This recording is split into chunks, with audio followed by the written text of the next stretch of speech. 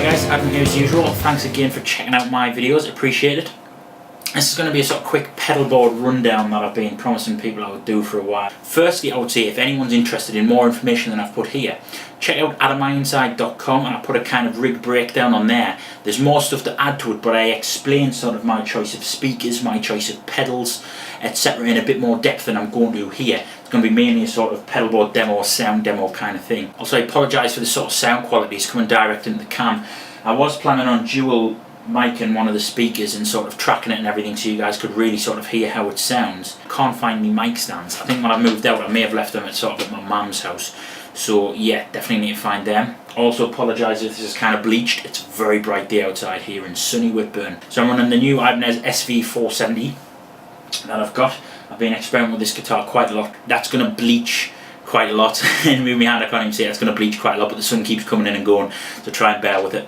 At the minute I'm using the stock Ibanez pickups and Ibanez wiring, but this guitar needs to go to a luthier for a few things. I'm going to take it to a guy that I often use. And one of the bridge posts actually is starting to break through the wood. The guy I bought the guitar off said that the same thing happened on the other bridge post, and the luthier was able to sort of just patch it up and glue it down, but the same thing's happening on this side, so we're going to need to get that sorted. We're running the Hughes & Kettner Trilogy, back up to 100 watts in case you haven't seen any recent videos. We're running Electro Harmonics Gold Pinout 12AX7s, the four of them in the front, and we're running Tung Sol EL34s in the back. They're supposed to have a bit of a 6L6 character, and I am finding that I prefer the cleans on this as I did over the Winged Seas actually. Basic clean tone, so what am I using? I'm using obviously the clean channel of the Hughes & Kettner. This big one along the front, by the way, is Hughes & Kettner's own sort of MIDI controller. It's quite basic, but I'm only using very basic MIDI functionality of the amp, mainly just channel switching and bringing the effects loop in and out, and the boost on the crunch channel. Okay, maybe first I'll explain through some of the pedals. Okay, so we've got the barber, we've got a go from the Ibanez into a cable that I make, I should say my company makes, Iron Tone standard issue cable, going into an Iron Tone interface. Then we go on the Barber Tone Press, the Boss TU3 tuner, Bob Bird Clean Boost, which is back on the board, Arion SEH1 Stereo Chorus, Iron Tone Cranked Combo, then the kind of revolving door of overdrives. At the minute I've got the Bob Bird Overdrive. I prefer that with the Ibanez, and I prefer the custom drive with the Sir from Velvet. Yeah, then we're going into the amp, then in the effects we've got the TC Electronic RPT1 Nova repeater into the Bob Bird Reverb, okay? So let's go clean tone. Basically, I'll just go, firstly go dry clean into the amp.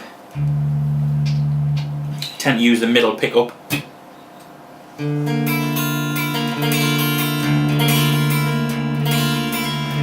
I've got it sunken in the body so it's low output and sort of crispy. Now what I'm doing at the minute all the time, no matter what, or 95% of the time, I'm running the Bob Bird Clean Boost. It just makes your guitar sound sort of twice the size, which is quite important with this guitar because it's quite lightweight, so this just adds a bit of body and lots of sparkle in that high end. And nearly always on the clean channel, I'm also running the Barber Tone Press at reasonably extreme settings, so the sustain's quite high up in the volume, but the blend I'm only running at about 40% of the compressed signal in there. So it's like a parallel compressor, so you can bleed some of the compressed signal in and maintain some of the clarity of the uncompressed signal, so you're getting the picking dynamics, but you're just getting the sustain.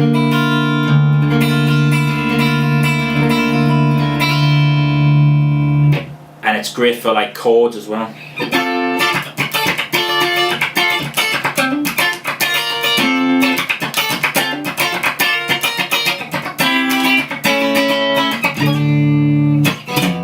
Great for this sort of like slap popping thing like that I mess about with something.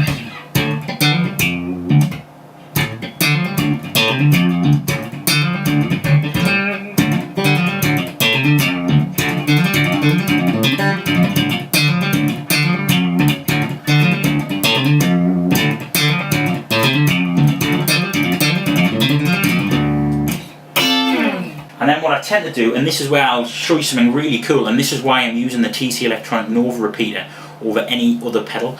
Experimented a lot with lots of delays, analog delays, digital delays, and I like delay. I experiment a lot with delay, but the thing that the Nova repeater does that I haven't been able to emulate in most of the pedals.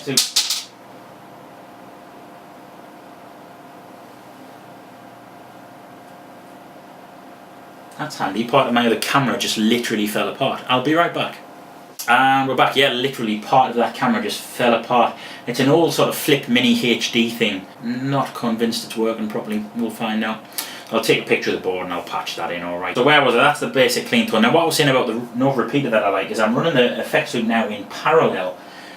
I used to run it serial. I'm now using it in parallel because I've discovered this really cool thing I can do with the Nova repeater. If I put the kill dry on, okay, so I've got the kill dry on, so only the so none of the dry signals going through the digital circuitry, okay, and then I've got the Bob Burt reverb after that. And what that means is basically I can have me clean tone unaffected by reverb. And what I like reverb, and I like a lot of reverb, but I found this amazing sort of effect by only only reverberating the delayed or echoed notes. Okay, so if you listen carefully,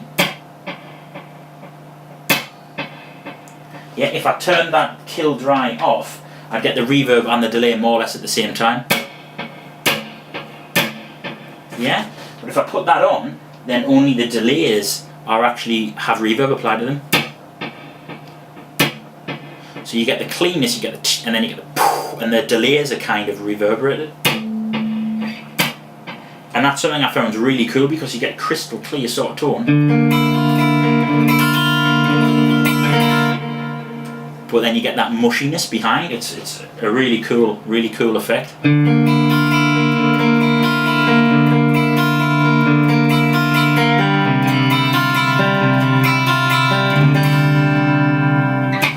And then what I'll do, of course, I'll add the SCH1 on whenever I'm doing arpeggiated sort of things like that, the Arion SCH1.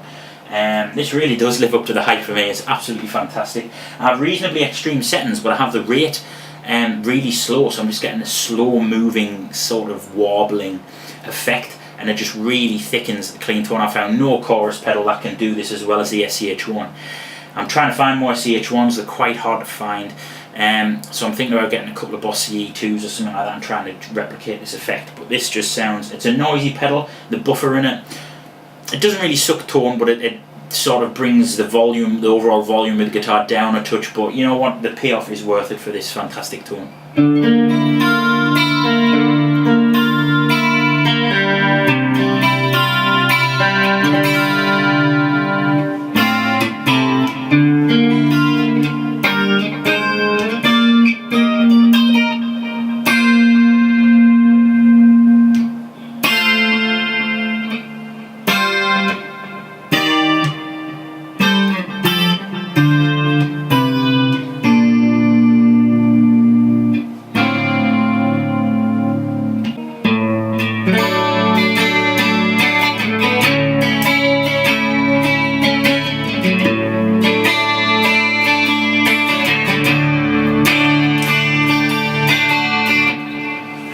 I love that chorus pedal. It is the best chorus pedal I've ever tried, and back in the day they cost like I think $30 or something. I think that one probably cost us kicking 60 quid or something like that, I think, and they tend to be going for more than that now, and they're quite hard to get hold of, to be honest.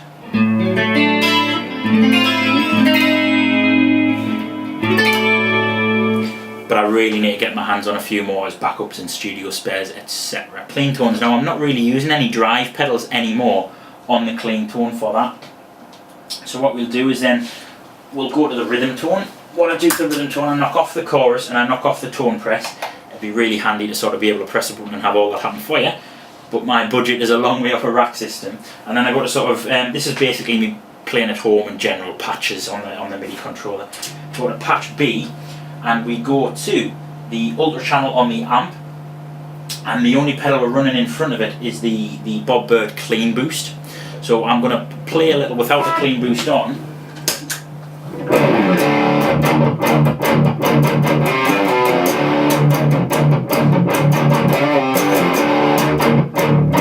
And then with the clean boost.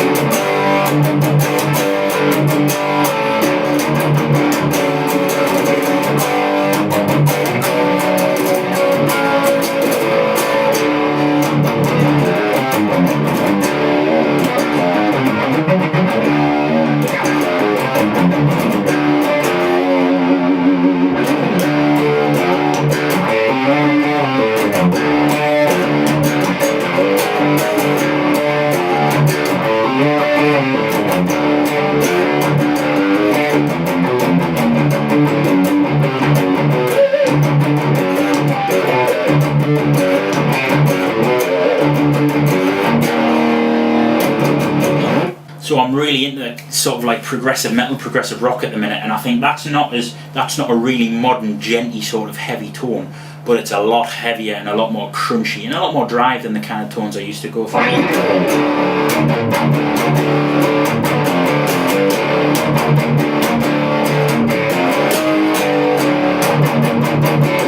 Absolutely love it, crystal clear still, just enough bite, enough presence, really digging that tone. Yeah, and then we go to my main lead tone that I kick on channel C.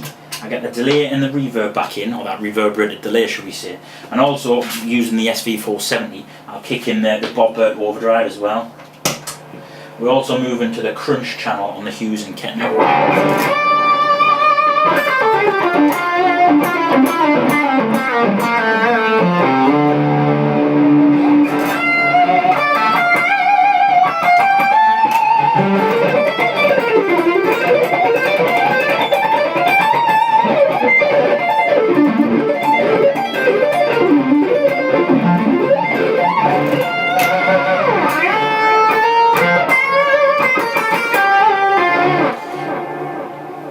Quite a lot of mush and stuff behind it, but it really just adds space and that. It doesn't cloud the notes too much. I mean, coming through the camera mic, it's going to compress it.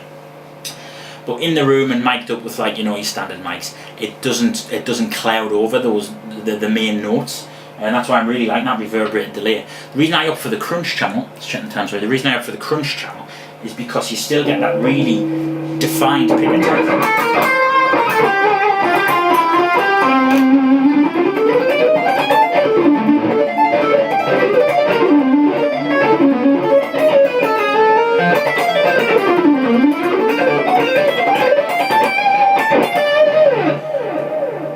But it's smooth enough to work for legato.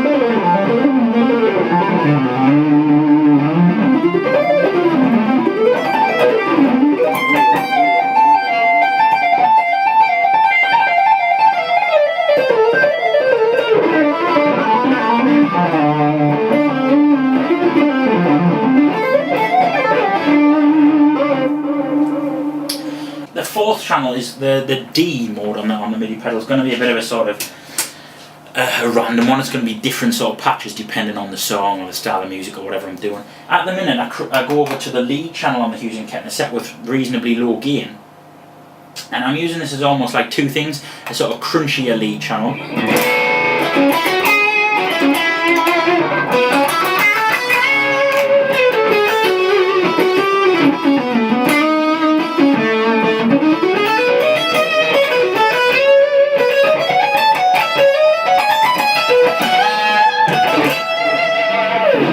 and if I kick in the iron tone crank combo, the sort of fuzz lead.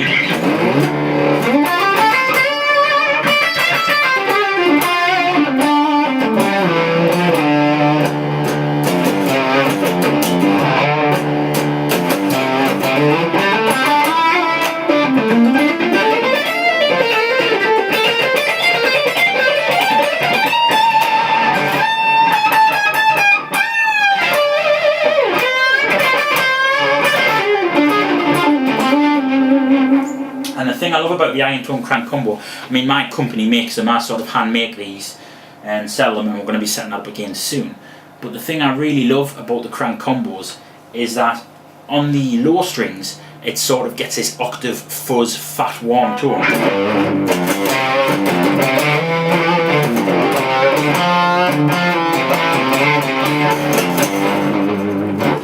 But on the high strings you get this sort of more shrill sound.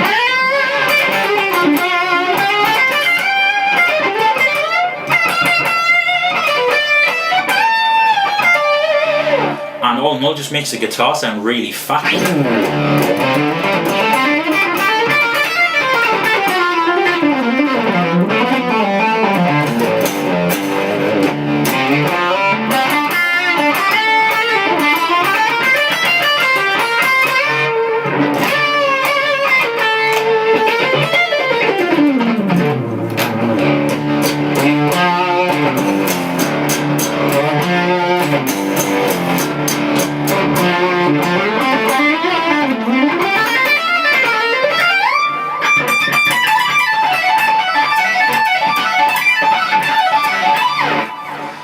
all the way throughout the neck, you get just kind of different spots. You get a glitchy kind of fuzz octave tone. That's just awesome. Last thing, picks I'm using at the moment, Gravity Picks Classic Mini 2 in this sort of yellow.